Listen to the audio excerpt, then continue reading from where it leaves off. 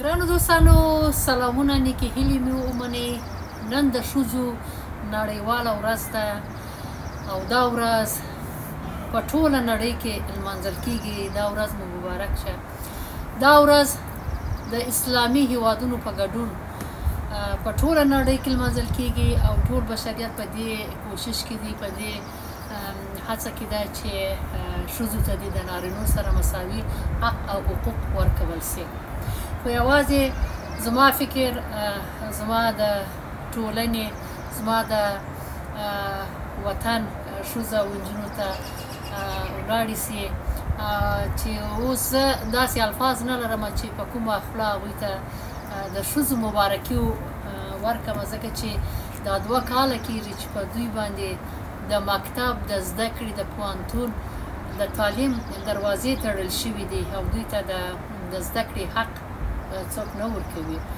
نو دا ورځ نه یوازې د هغو ښځو دپاره ده چې هغوی ازادې دي، هغوی دانشمندې دي، هغوی ورزشکارې یا هنرمندې دي.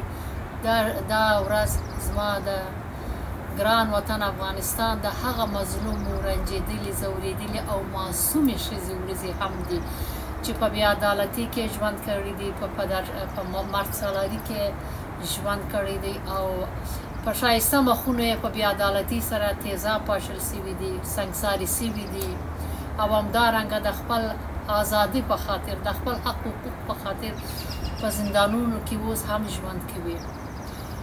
دوستانو، که اسلامي هیوادو ته وګورو، تقریبا نه 40 اسلامي هیوادونه دي چې خپلو ښځو ته د خپل نارینو سره مساوي حق حقوق ورکړي دي.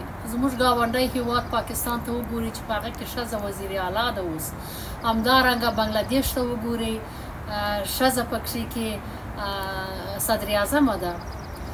نو دوستانو، د اوس زموږ د وطن اکثره خلک د خپلو اولادو، د خپلو نجونو او لورانو په خاطر نورو هیوادو ته ځي، د هغوی د تعلیم دپاره، د هغوی د تحصیل دپاره. که زموږ د وطن نه زموږ عالمان، زموږ پوهان، زموږ ډاکټران، زموږ انجینران دا ټول لاړ شي نورو هیوادو ته، نو دا زموږ د هیواد مشکلات به څوک راحلوي؟ نو زما په فکر چې زموږ هیواد به ډېر یو لوی بحران سره به مخامخ شي.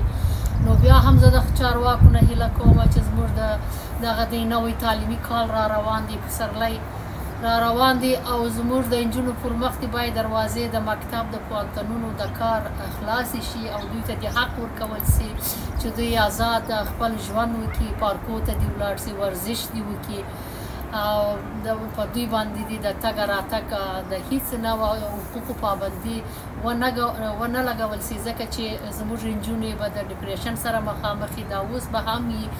زموږ ټولنه به ټول مریضان به شي، ټول ناروغه به شي، ځکه چې په یو تعلیم یافته ټولنه کې د تعلیم سره شعور منځته راځي. نو زموږ خلک داسې نه وي، خدای ناکرده، چې ټول ذهني مریضان شو او ټول بیماران شو. زما ګرانو خویندو، دا ورځ به بیا هم مبارک شي او زه هیله لرم چې بریا به ستاسو په برخه وي، حق او عدالت به ستاسو په برخه وي. د خپلې مبارزې څخه به لاس نه نیسو، خپل مبارزه به جاري ساتو د خپل حق حقوق دپاره چې هغه خدای موږ ته راکړي دي. بل چاته به اجازه نه ورکوو چې زموږ نه دا حق او حقوق د ښځیتوب واخلي. ډېره مننه. دا ورځ مو مبارک شه.